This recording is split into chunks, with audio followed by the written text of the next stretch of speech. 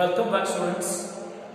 In the second video of second chapter of geography, in this second part we will discuss about landslides, case study, mitigation mechanism. Now let us discuss about landslides. Landslides are simply defined as the mass movement of rock is known as landslides. Dear students, landslides takes place in the hill terrain areas. Wherever hill terrain areas are there, like Uttarakhand, Jammu and Kashmir, Himachal Pradesh, in these areas landslides take place. Landslides takes place because of the heavy rainfall. A prolonged period, a long period of rainfall leads to the landslides.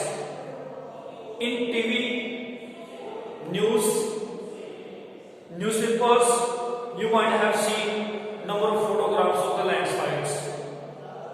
These are from the areas which are mountain areas. Now, let us discuss about the case study of landslides. Dear students, a massive landslides hit Pangi village near to the Kenu district of Himachal Pradesh. In that place, a 200-meter long National Highway 22, it was struck down completely because of the landslides. The Pangai village was completely vacated from the further loss of property and as well as humanity. This is the case study of the Pangai village.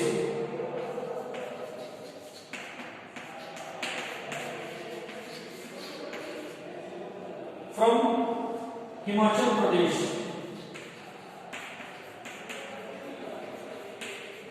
Himachal Pradesh.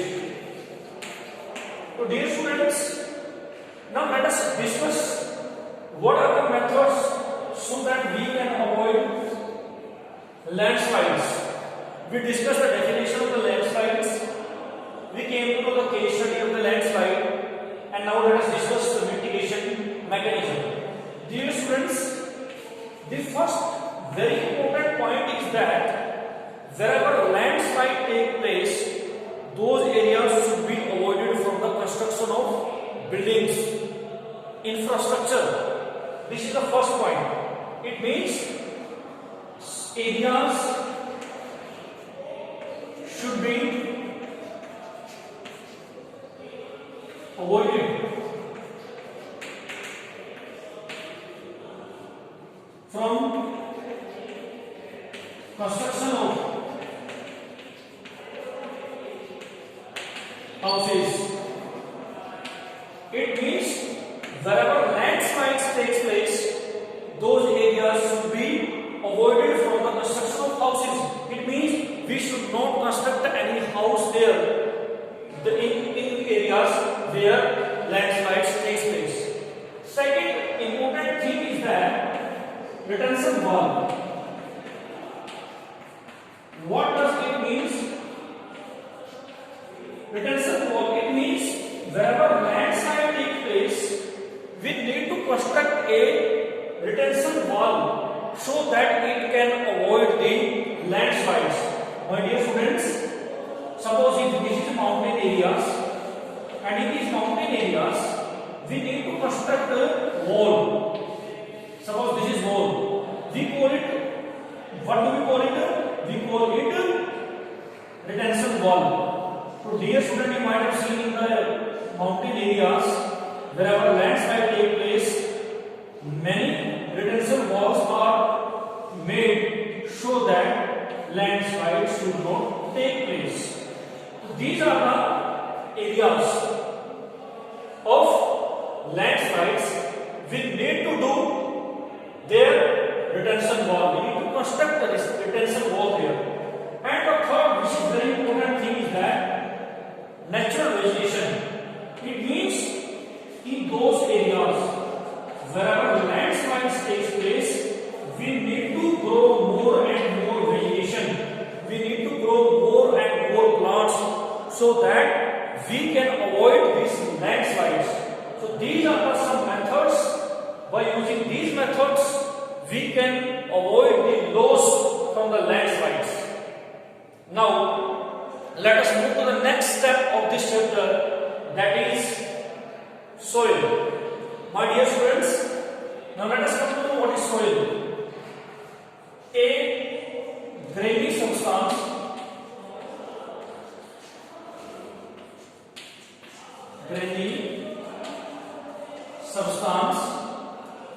which is covered by greenish area. It means a layer of the earth which is covered with the greenish areas is known as soil. Dear students, now let us come to know about formation of soil. Now we will come to know, with the help of this picture, we will understand that how soil formation takes place. My dear students, for the formation of 1 centimeter,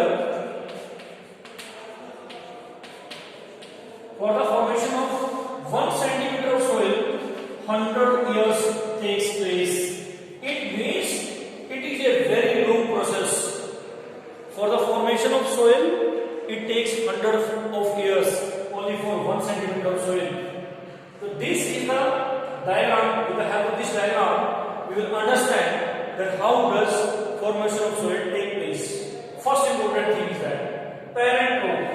Dear students, if we dug out the ground, if we dug out the first layer of the earth, what we will find? We found there the parent rock in this construction, in this way. Then after, with the passage of time, this parent rock will break up into the number of pieces and then it will convert to the withered rock. And after some time, the withered rock will change into the subsoil. And after subsoil, it will change finally to the topsoil. So it means a thin layer of the earth which is covered with the greenish area or grainy area is known as soil. This is the last part, you can say, of the formation of soil. So how many processes are involved here? 4 processes are involved. The first process is parent rock, second is withered rock material, third is subsoil, and fourth is topsoil. Now let us discuss factors of soil formation. Factors of soil formation. My dear students, in this paragraph we will discuss what are the factors which are helpful for soil formation. Number 1, climate. Dear students, climate plays very significant role, very important role. It means the role which is played by climate is very, very essential, very, very important. Next is time. Time also plays very important role.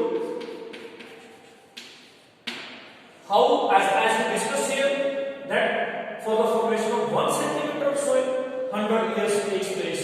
So involvement of time is also there.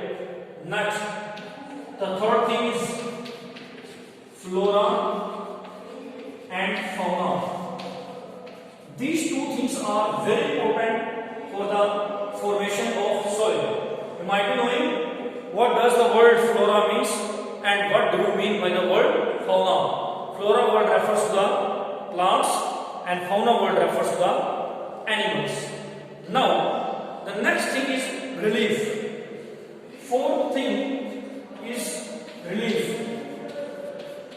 Relief also plays a very important, very significant role for the formation of soil. Now, parent role. The fifth role is parent role.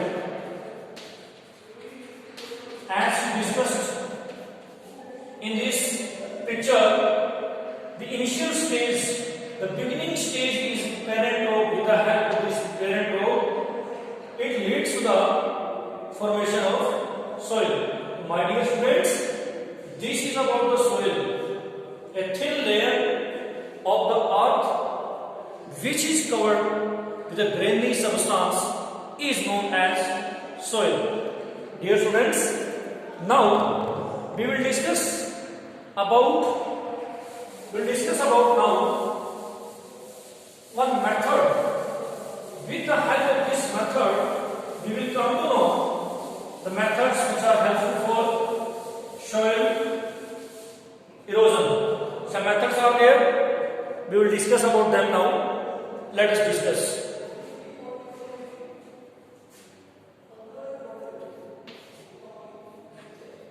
Conservation of soil. Dear students, in this paragraph we will discuss about conservation of soil. We will come to know which methods are there which are very helpful for conservation of soil. What do you think? Is it important for us to conserve the soil? Yes, dear students, it is very, very necessary, very important for us so that we can conserve the soil. If we are not going to bother about this, then the beautiful place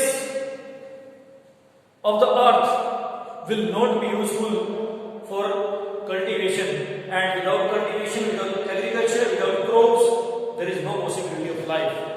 Now, few methods are there. If we use these methods, we can avoid soil erosion. Mulching. With the help of mulching, we can avoid the activities which lead to the degradation of soil. Now, contour plowing. Contour plowing. By this method also, we can avoid degradation of soil. We can have this method can help the conservation of soil. Third, rope dam. Rope dam also is very helpful method. Shelter belt. Shelter belt too is very helpful. Terrace farming.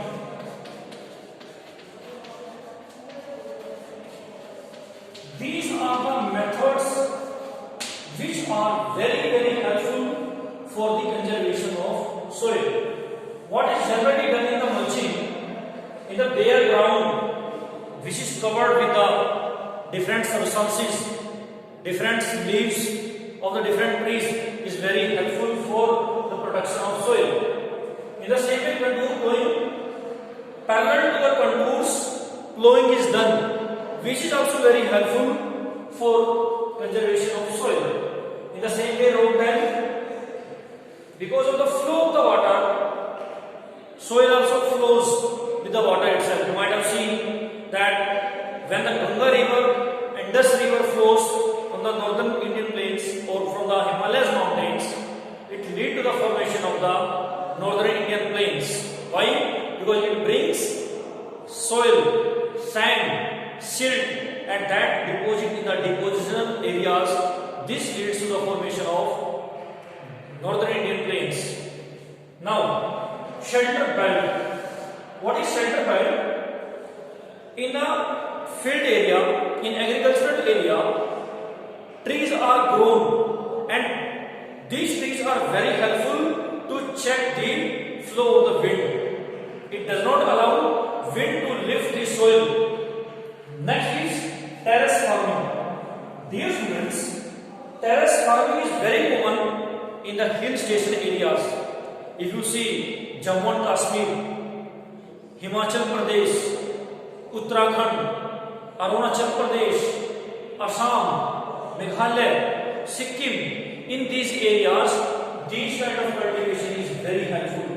What is generally done in the terrace farming? Suppose you might be knowing that in hill station areas, land is not fertile, not as much as it is in the northern plains, and land is also not leveled, it is rugged.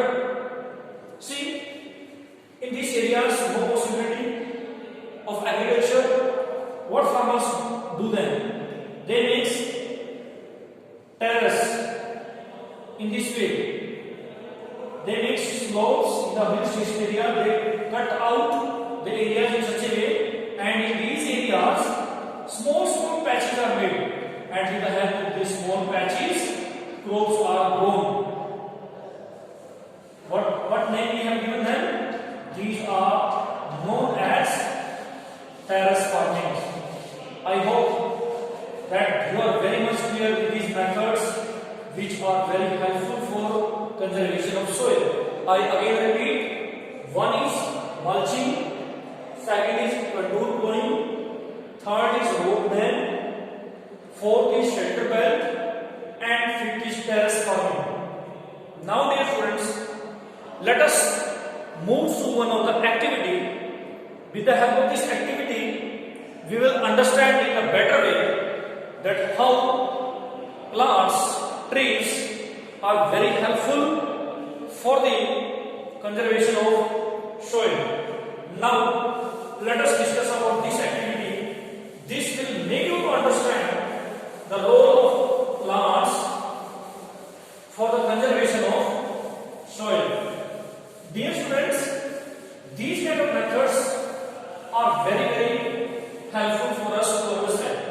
Now, let us see. Dear students, take two trays. What we will have to do? We will have to take the two trays, and both the trays are of the same size. We will take the two trays. Both the trays are of same size. This is known as tray A. This is tray B. We will have to make 6 holes in the tray. How many holes we will have to make? 6 holes we will have to make in both the trays. Now what we will do? We will have to fill both the tray with the help of the soil. We will fill the soil in both the trays. Now both are filled with the same level of the soil. Then tray A is bare one. We are not going to grow anything in this tray A. We will not grow anything in the tray A. And in tray B, we will grow some grains. We will grow some grains. Okay? We will give some time to grow the plants in the tray B. When plants are grown, then what we will have to do?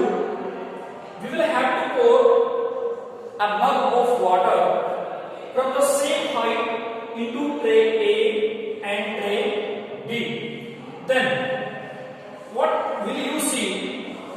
Downside we have to keep one jar also, or you can say one mug you will keep there to collect the muddy water. What you are going to do? You are going to keep 2 mugs to collect the muddy water. Dear students, what you will see? You will see that tray A and tray B, you are going to get the water. So when you will pour the water from the same height in the tray A and tray B, you will see in tray A, the mug which you have kept down of the tray or under the tray A, it carries much muddy water. comparison to tray B. What you will see? You will be very surprised to see that in the mug A is much muddy water, and in the tray B or under the tray, the jar, the mug which you have kept is very less muddy water. Now the concept is very much clear that if you grow plants, if you grow any tree, then the roots of these plants will bound the soil. It will not allow to flow with the water. So it means it is very much clear that if you grow more and more plants, if you grow more and more trees, it will help to avoid soil conservation, because these are very helpful method for the conservation of soil. If you grow more and more plants, it will help a lot for the conservation of soil. Now dear students, I hope that you are very much clear with the activity now. This is the activity of conservation of soil. In this video 2, we have discussed what is landslide, case study of landslide, mitigation mechanism, how landslides can be avoided. Then we discussed about soil. What is soil? Definition of soil we came to know. Factors helpful for soil formation, and then we discussed about activity also, conservation of soil. This is the end of the video 2. Dear students, I hope the things are very clear to you. Thank you. Have a good day.